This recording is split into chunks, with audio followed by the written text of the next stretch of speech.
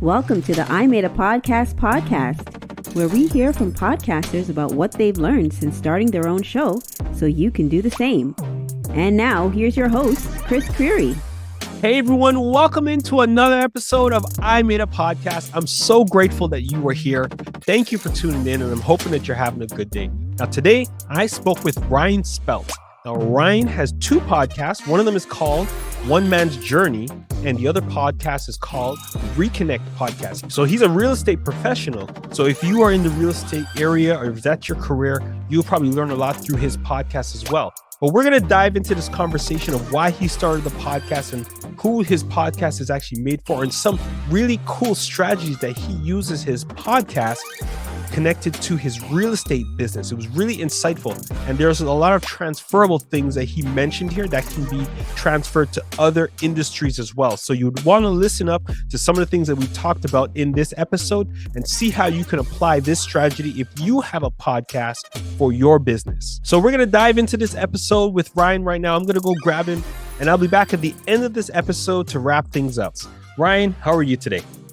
I'm doing really well, man. I'm excited to be here. Wonderful, wonderful. So can you introduce your podcast to everybody that's hearing about you for the first time? You can talk about your podcast, talk about what you do, and let everybody know a little bit about you. Yeah, I like podcasting so much, I made two of them. Wonderful. But both have kind of different purposes and different concepts. And the one that I started with first is called One Man's Journey. And that one was kind of born out of a necessity of myself, a little bit selfishly. I was in a couple different, I'm in the mortgage industry in Florida. And it's been one of those that, like, I was in a coaching program, and early on in these coaching programs, there's a lot of connectedness and a lot of oneness, and they create these communities and create these environments that are awesome. And then as they grow, they kind of separate from that because they have to become more efficient in their processes, and they're being able to reach more people and obviously scaling the income piece. And so really for me, One Man's Journey was created around a hole that was left after something like that, where like one of the coaching programs, they kind of transitioned into being just a bigger model, and it was difficult for me to remain connected to those people virtually. So One Man's Journey was born to kind of build my own type of community that way, and it's really a community for men to kind of come in and just kind of take the stress off and yet still grow. So I really want to promote it as a way to level up in life.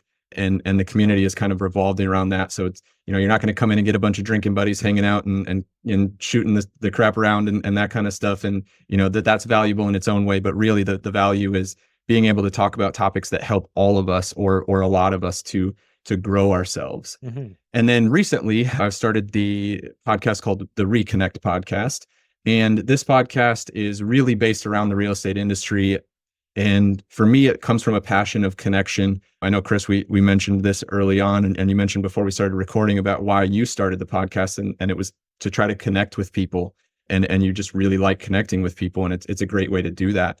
And so that's really what that is for me, is being able to connect with people that I wouldn't normally get an in with, because if you know anything about real estate industry, there's a lot of give and take between realtors and mortgage lenders. And most of it's not good give and take. It's a lot of, you got your side and I've got mine. And I think that that's kind of the gap in the industry right now is we look at each other as adversaries in a transaction versus allies in a transaction. And so, our only way through that is to really connect with your purpose and connect with why you are in the real estate industry. And when we boil things down to that level and getting, a little bit deeper with it, we recognize that as mortgage lenders and real estate agents, we want the same thing. Like, right. We want to help more people. We want to connect with those people, and we want to have lasting relationships with those people. And so if we can cut through all the BS and get down to why we're actually doing these things, we can really connect and kind of bridge that gap between the two. So that's really kind of how both of the podcasts were born. Wonderful, wonderful. Great. So you said before that you love podcasting so much that you started two of them. So that's great. How often do you release new episodes of your podcasts? Both of them? Very inconsistently. Yeah, I've been terrible at it. Being a one-man band on the mortgage side and on the podcasting side, obviously it comes with the task of fitting in time and still trying to, harmonize that with life and being able to, give quality time to my wife. And we spend We're in the middle of our 2 months in Puerto Rico right now, and most of the time we spend in Florida, but I kind of want to give that time as well. So I'm not really trying to stretch my days into, 18, 20, 22-hour days. Right. And there's a quality of life aspect there too. However, the goal of both of them, one man's journey would be probably one a week. And then the REConnect podcast, because I had so many of them, I'd been doing 2 a week. And I may get back to 2 a week, but yeah, the posting strategy there is definitely hit or miss with the amount of stuff that I've got going on for sure. Yeah, that's always a tough balance for podcasters to find that time that you want to release it. Number one, to find the time to record the episodes, first of all, if you have life going on, also to find the time to record, and then to determine, what's a good cadence or what's a good upload release strategy for your podcast. That's always something that podcasters have to think about. I feel that we need to try to have some sort of consistency, but this is not the rule. I know that there are certain people who release podcasts maybe like twice a week, but which day they release it is, anybody's guess, right? It could be any day of the week, but release 2 episodes a week or 1 a week or 1 every 2 weeks. There's no really rule to it. So now, what would you say is the duration of your episodes? How long do they usually go for? The one man's journey is generally between 30 and 45 minutes. I kind of introduce it to my guests as, I really would like to make it to 30, and I think we can stretch some content to make it to 30 almost every time. But if it's at 30 and we're rolling, I'm not going to hard stop it. And I'd like to get, I just want to finish conversations versus kind of chopping it in the middle. And recently I've been able to have a few guests on that we've gone a little bit deeper with, and that feels really good, and you want to continue those conversations, right? When you start to get past that like level of just the surface conversation, that's what we're doing it for. And like, you can see everybody kind of sits up a little higher and we get a little deeper. And so those I'd love to have go on for like 3 hours, but at some point we gotta call it quits. But yeah, 30 to 45 on that first one, on the one man's journey. And then REConnect is, the concept is really more about creating the content, not necessarily having this, life-changing episodes, right? So that one is I generally keep between 15 and 20 minutes, and it gives me enough content then to create the short form stuff on the backside to push out more often. Yeah, wonderful. Now, I do want to say with your One Man's Journey podcast, I feel like, if you look online and just scroll the search results for podcasts for men to help men connect and grow and mature and address some of the problems that we face on an everyday basis, there are very few podcasts that actually are catered towards men. So I want to say thank you for doing that, because I think it is absolutely a need. So like back in the days, I used to have a men's group of my own, like in my condo. We used to meet monthly, I think it was, where we would just get together and just talk about men's stuff and just be very real about the conversation. And just like you're saying, the conversation can go on for like 3 hours. You don't just want to cut it off. I used to call it my brother's keeper, right? And we used to be there talking for maybe like 5 hours, just putting everything on the table. And just as you mentioned, there was a moment, because I don't know, maybe it's just a man thing, where we could be talking about something and everyone could be talking, but then when there's a point where we break the ice type of thing, where everybody starts to get transparent and real about something, and everybody starts to chime in and contribute. And then that's when the conversation gets really, really fruitful and beneficial for everybody. So I totally know, I hear where you're coming from. And what you're doing, I want to say thank you for that, because like I said, there's a great need for podcasts like One Man's Journey, because I think it's very needed out there for a lot of men. And your REConnect podcast as well. Like, I'm looking forward to that content. Now, you mentioned just a moment ago that before I was going to talk about promotion, because you talked about clips and stuff like that, but maybe I'll get to that in a second. Let's talk about your podcast. Can you tell me like what was one of the best episodes that you've ever done, whether for yourself or whether someone messaged you afterwards and says, wow, this episode really was impactful for me? What was one of the episodes that so far that has, just said, wow, this one was really good for you? Yeah, with the One Man's Journey being a little bit longer running at this point, I've got, a couple examples there. One of them has been posted, one of them hasn't. And am excited to post the other one, but again, it's like five episodes later, and it's got like, I gotta like get there, and that's you're talking about the posting cadence and how people can, kind of post two at the same time or two throughout. Like that's how I get there, is like I do an episode, I'm like, really want to get this content out there, and then I like bull rush some posts and I post 3 in a week, or that's kind of how I've gone about that. But as far as favorite episodes go, I want to say it's episode 5, maybe episode 6 of One Man's Journey with Kevin Ducey. I've known Kevin for a really long time, and it was pretty awesome to experience the moment with him. Like we've had these moments by ourselves where we kind of just understand each other, that we're okay to go deep and okay to get past, like you said. And as I podcast more, it's interesting. And as I watch more podcasts, there's always that moment.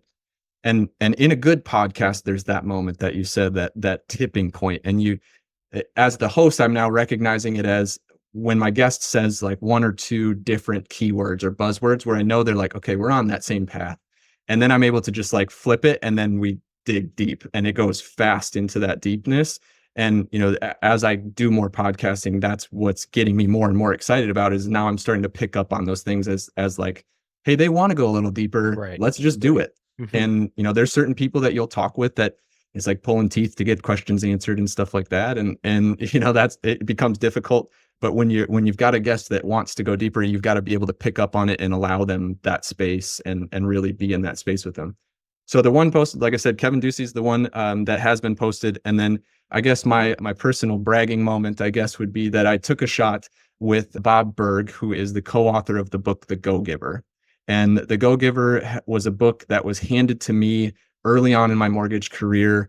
And it's something that I've really I would hand it out to real estate agents early in my career. And it was something that I literally have built a lot of my business around the concept of The Go-Giver. And, sold 1.2 million copies of it. Like, the stats go on and on. And I kind of had to fanboy a little bit with him, but it was really difficult to hold myself back. But I was able to, record an episode with Bob, and that one's coming out soon. And it was one of the episodes that I was super excited about. And he's just so good and so consistent with the messaging. And it was really exciting to interact with one of your, industry heroes for 10 years. It's been somebody I've been following. Wow. And it was really cool. So I read that book, Go-Giver. Great book. Awesome book. I would recommend everybody to pick up that book or borrow it from the library or whatever. Just go and get that book and read it. It will change your perspective if you're in, any type of business industry. And yeah, awesome book. And that's amazing that you got to do an interview with him. Wow, wonderful. So from your answers that you gave me just now, one of the things that I pick up is that you have learned how to interview properly, right? Identifying when you need to go deeper or when you need to ask specific questions or make certain comments about what someone has said in order to, pull more out of them. And I guess you also need to know when to like hit the brakes, when you need to stop, when they don't want to go deeper, into a conversation. And when you are podcasting, I think that interviewing skill is exactly that. It's a skill. And as you do more interviews, you learn, what to ask, what not to ask, when you pick up on certain cues and for the person that you're talking to of when they want to go deeper or when they want to pull back. And that's something that actually I needed to learn with this podcast. So I've been podcasting for 5 years, but my other podcast was a solo podcast and it was basically just me. So interviewing is something new that I am getting into right now. And one of the things that I wasn't doing before when I started this podcast was having my video on. I was just talking to people. And I realized that when you have the video on and you can actually see the person that you're talking to, whether you're going to use the video or not, it's still good to have it on so that they can see your face, you could see their face. And there is a communication that goes on without words, right? Because you can actually see the person you're talking to. And if, you're talking about, like in your case for One Man's Journey, if it's a topic that someone, wants to go deep into, their voice might not show it, but their face might show it, and you can then use that and kind of go deeper, or the opposite, pull back if it looks like they're getting uncomfortable with the question.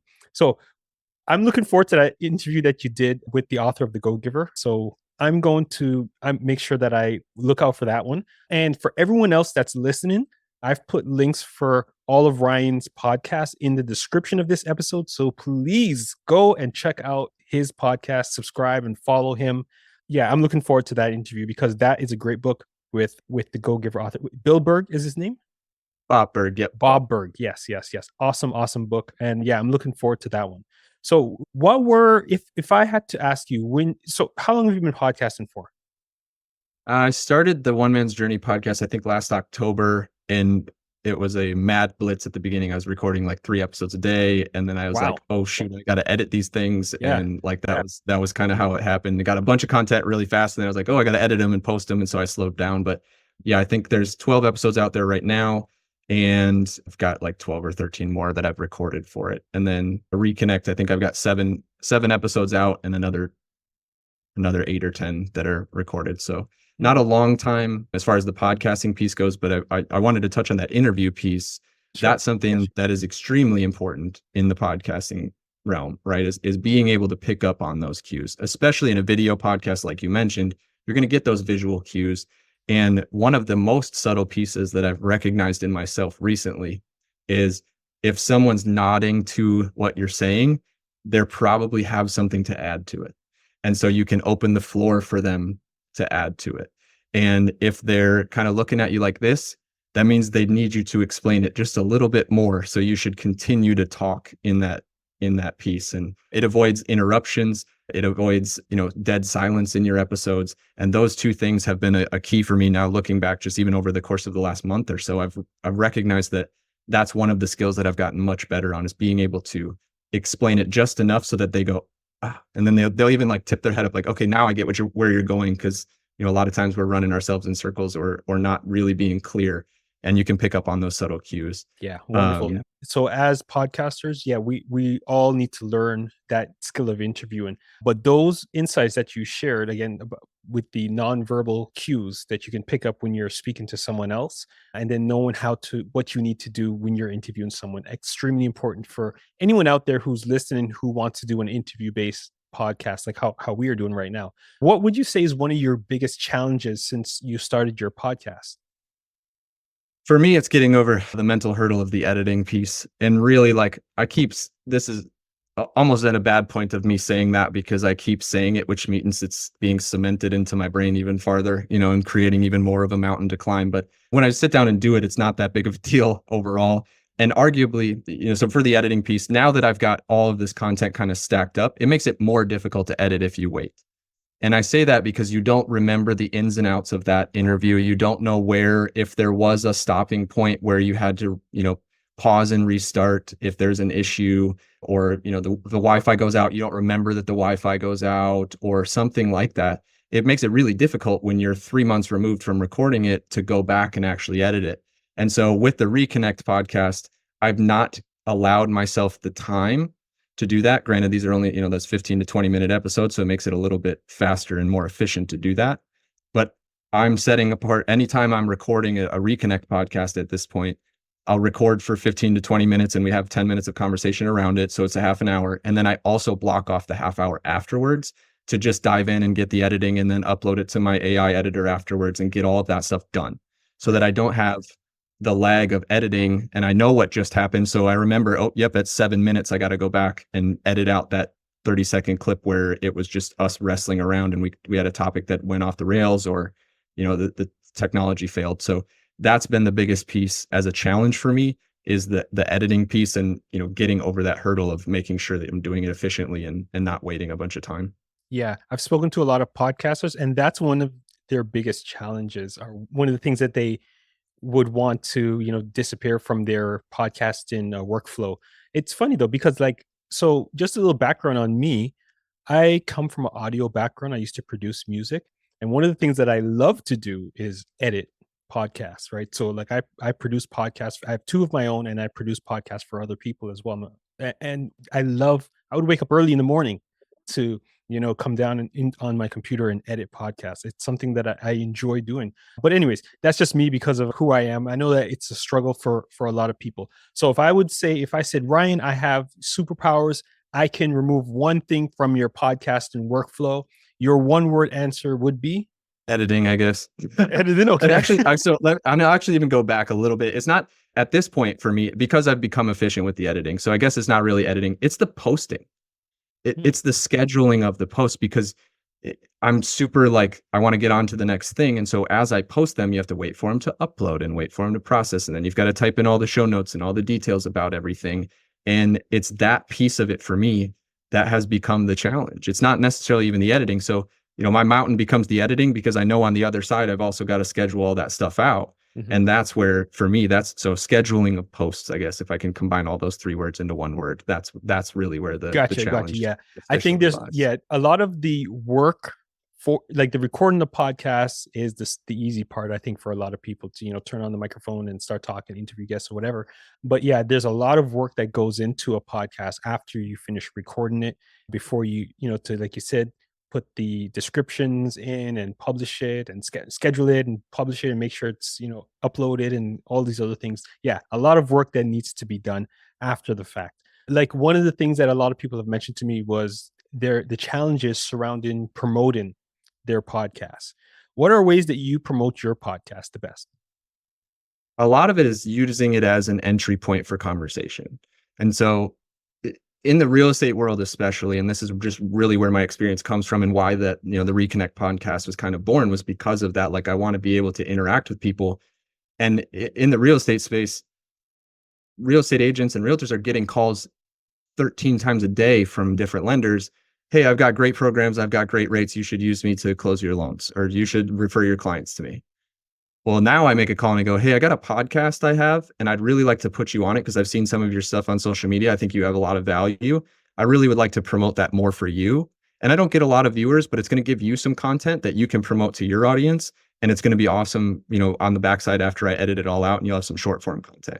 So which conversation is more powerful, really? So promotion for me is, I don't do any like paid advertising or anything around the promotion of the podcast. It's getting on other podcasts to talk about it and being able to utilize the other person on the episode as the promotion piece. Right. So you can spread that and really interact your circles of impact very quickly by just showing them how to do it. That's a very interesting point. So you're interviewing other lenders, like in the example that you gave just now, and you are saying, hey, you can come on and promote what you're doing on my podcast, and we can talk about it, ask some questions, and you can put it all out there. And then I'll give it to you afterwards, and you can give it to your clients so that they can see what you're doing. And in a sense, they are promoting it for you. Yeah. And the thing for me too, it's not necessarily like come on your podcast and promote how you want to, because I have that frame of the podcast. So now I get to hold them accountable to, no, we're going to talk about your purpose, and that's it. We're not going down this rabbit hole of like, you've got this program. Like, we're not doing that, right? Like we're going to stick to the frame of the podcast. And so it also, provides value for them outwardly because it gives their audience a different view of them, because they are consistently going out there and promoting their stuff. So now it gives that flip. And then ultimately they come back and go, man, I got more interaction on that post than I did on everything else. I'm like, yeah, because you didn't talk about the same stuff that everybody else talks about. Like, you're talking about something different, And so it gives me that frame too, is to be able to kind of change some minds there. And eventually that value comes back, whether they want to come work with me in a sense of, being on my team as a lender, or, the real estate agents want to refer their clients because they see that I'm different than the majority of the people that they've interacted with. Exactly. I don't know if you're doing this or not, like in terms of like monetization, I kind of see an opportunity there for you, to charge a fee to have them on your podcast. If it's bringing them so much benefit, when after it's recorded and published out there, that's an opportunity, a monetization opportunity for you to, for whichever client you bring in, I don't know, maybe $100 or whatever the fee would be to have them on your podcast. And there you can actually create some revenue with your podcast. That's something to think about. I don't know if you're doing that already in terms of like monetization. What not necessarily in the direct way of that. It is because, there's no, I'm all about the reciprocity piece. And if you're in, if we can go back to the go-giver as the model, right? Like you give it out, you give it out, you give it out. And eventually the people that you're attracting to you will be the people that are supposed to be there. And so I could see that, and I know that you put $100 on it, let's put $100 on it. I could go out and record every episode for $100, or I can record it for free. And then you refer me 4 clients, and now the commission based off of those clients is considerably larger than $100. And so, that provides it for me. All I'm doing is creating more, like in the least amount, it's creating more content for me and getting my name out there. right? As like, it gives me stuff that I don't have to now step outside and do it on my own. I've got all this content stacked up. I can post it whenever. So there is enough of value there for me bringing those people in just in the regards of the content that at this point, I wouldn't see that as a place to do it. However, going into the coaching aspect of REConnect, when that evolves into it, there will be some sort of like monetary value around that if it's something we do. And then we stretch it from 15 to an hour, and we don't give you 5 clips. We get you 15 to 20 or a month's worth of content kind of thing to expand it into something that, really over and above what you're paying for it, you're getting back in value. Wonderful, wonderful. So I like the way you're thinking about your podcast and how you're not just thinking about the here and now, you're thinking about down the line, how you can use this podcast as a business or as part of your business.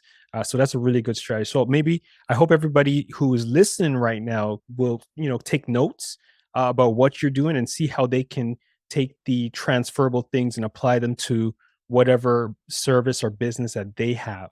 Because that's a really good strategy. Now let's talk about, throughout the course of this interview, we have talked about you mentioned AI tools that you use. You talked about editing and stuff like that.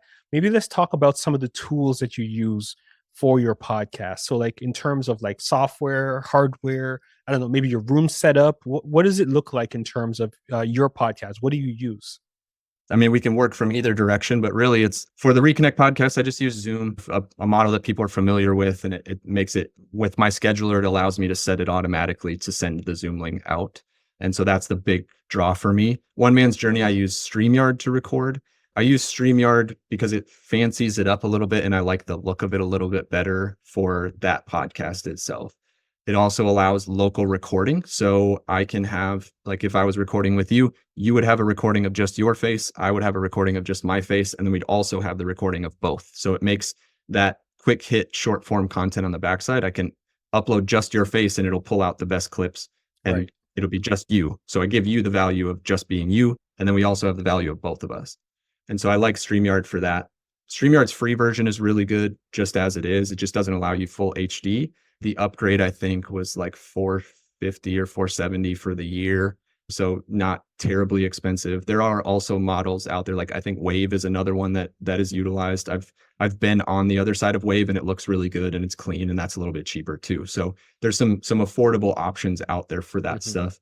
And then so I download that and I put it into OneDrive as my storage unit because they give you basically unlimited storage and all you got to do is create a new email if you run out. Like it's kind of a great concept there. It's essentially free storage there. And so I've got, terabytes of storage there to be able to upload it. And then what I'll do is I'll take it from there and I'll put it into a program called Video AI, which is a program that you can utilize at a really high level to chop up that content. And so generally in a 30 to 45 minute window of time of uploading that, I get probably 15 to 25 different clips that it'll spit out.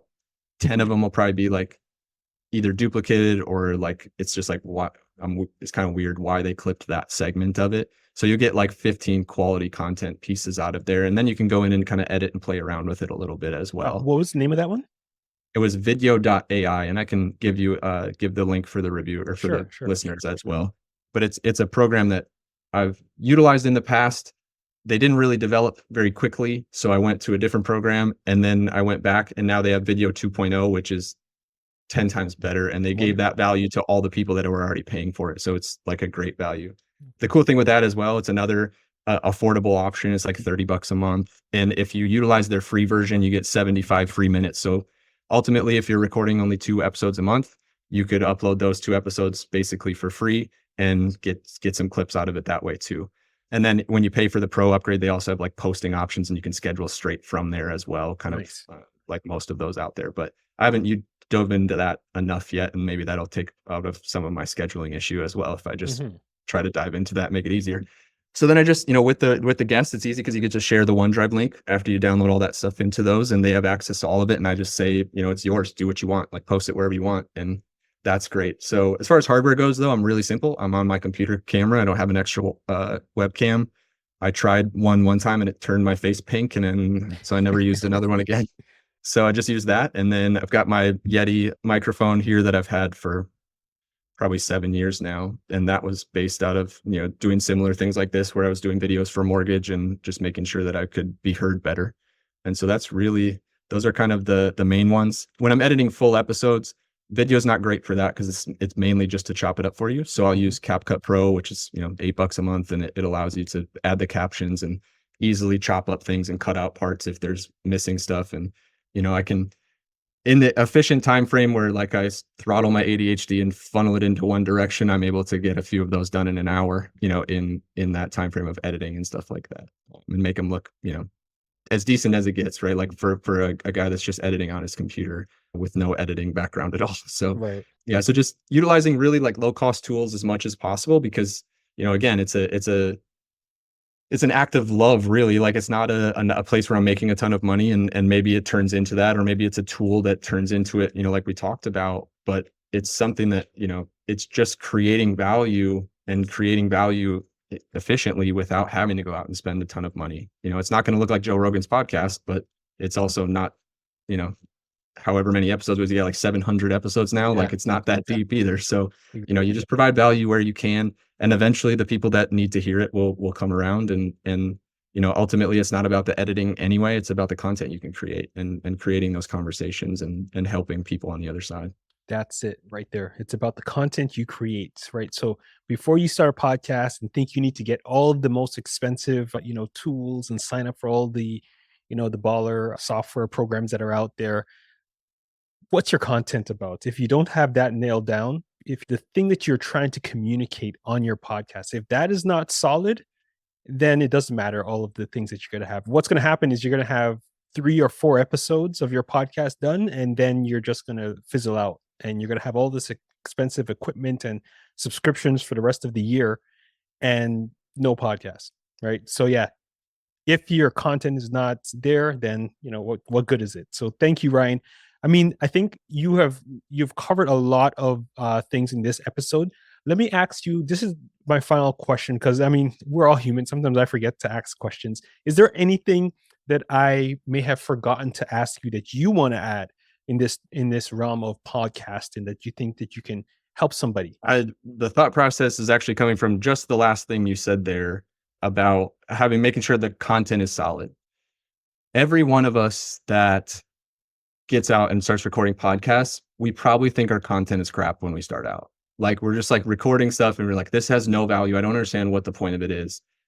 And so, you mentioned making sure the content is solid. I would almost even twist that into make sure that you're passionate about the content you're creating. Absolutely. And it has to have value for you, because no one's going to hear it when you start. Like nobody. And so you're going to be afraid of putting it out there, and then there's going to be 3 listeners and you're like, oh, okay. Like nobody heard it. And then you just recognize, like, if you're passionate and it's part of your purpose, that's the biggest piece is, if you want something out of the podcast, ask yourself why you want it. Mm-hmm. And if you're able to do that on multiple levels of continuing to ask yourself why, because the first answer is never going to be the real answer. And I'll give a little bit of a story on that. One of my mentors, and it was actually in one of those coaching programs I was talking about at the beginning of the episode, he tells a story about how he used to be overweight. And at one point he wanted to have a 6-pack. And he says, I asked myself, well, why do I want a 6-pack? Well, I want to look good. And so that's his first reason, like that he's operating off of that reason of like, I want to look good. That's why I want a 6-pack. Well, then if you ask yourself, why do you want to look good? Well, I want to look good because I want my wife to be attracted to me. Well, why do you want your wife to be attracted to you? Well, because I want to have more fun in the bedroom. Well, why do you want that? Because I think that's part of an essential part of a relationship where that can be a good model of a relationship. Well, why do you want to be a good model of a relationship? Because I didn't have that growing up and I want my children to have it. Hmm. So now you look at it and you go, okay, so which one's more powerful? Wanting to have a good model for your children to live by, or because I want to look good? And so when you're able to push through those first reasons of why you want to do something, you're going to find the real reason why you want to do it. And it's going to help you design your podcast and anything you do in life. It's going to help you design that considerably easier, and the content just flows out, and whoever it's meant for, it will find. That is not only podcast advice, but that is life advice, sir. Thank you very much for that, Ryan. So thank you very much for being on I Made a Podcast. Again, Ryan's podcast, they're called One Man's Journey and REConnect. Is it the REConnect or just REConnect Podcast? REConnect Podcast. Yeah. Okay, wonderful. So I'm going to make it easy for everybody. Links for all of your podcasts and your socials and any way that anyone can contact you. It's all in the description. So Ryan, I just want to say thank you so much for being on I Made a Podcast. This was a wonderful episode. You dropped so much amazing insight on us. And I know that people learned a lot from the things that you shared today. So thank you very much, Ryan, for being on I Made a Podcast. Appreciate it, man. All right, everyone. That's another episode of I Made a Podcast that is complete. Thank you for tuning in today. Thank you for listening and watching through the entire episode. Now, as I mentioned during the episode, I put links for our guests today in the description of this podcast. So you can go there and you can connect with them on social or follow their podcast, and you can listen to more of the content that they put out. And you can get access to my cheat sheet by clicking the link in the description. Now, if you just found the podcast, I want to let you know this podcast is available on all of the major podcasting apps. Just search I Made a Podcast on whichever app that you're using to listen to this episode right now, or whichever podcast app is your favorite, and you'll be able to find this podcast. The only thing that I'm going to ask you to do is put a 5-star rating and leave a kindly worded review so that other people can read it and know that they can expect to learn great things from this podcast. And I am grateful if you could do that for me. Now, as I always say on this podcast, the best time to start a podcast was 10 years ago. The second best time is right now. So go ahead and make it happen. And I'm here to help you. So you will hear from me again next week on I Made a Podcast. Peace.